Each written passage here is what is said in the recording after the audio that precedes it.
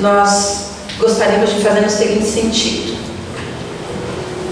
qual, Bebeto, a sua contribuição como discípulo de Jesus para esses cenários? Cenário 1, do bem. Cenário 2, aquele que nós não teríamos caminhado tão bem. Por favor. Claro? Eu acho que sim. Bom, como discípulo no meu trabalho até hoje,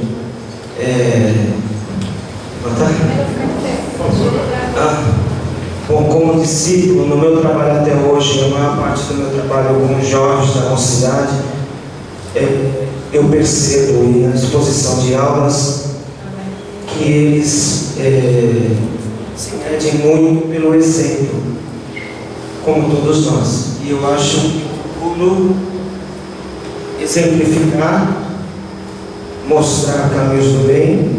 Eu acho que a exemplificação é a principal.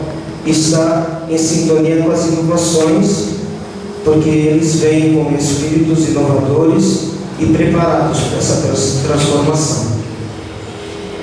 Adalberto? Bom, a nossa contribuição tem sido dada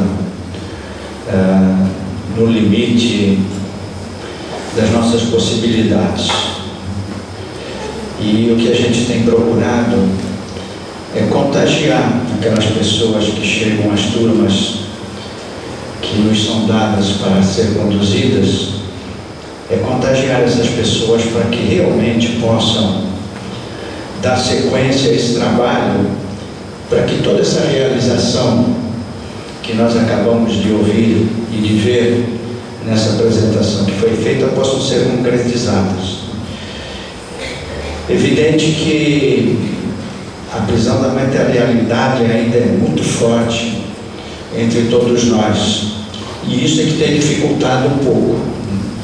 Então, que a gente possa, quando a gente fazer a prece das fraternidades, a gente possa fazer ela com o coração e com a alma, porque o que a gente tem percebido é que a gente tem feito muito mais com a boca e com a mente dentro da materialidade do que com o coração e com a alma.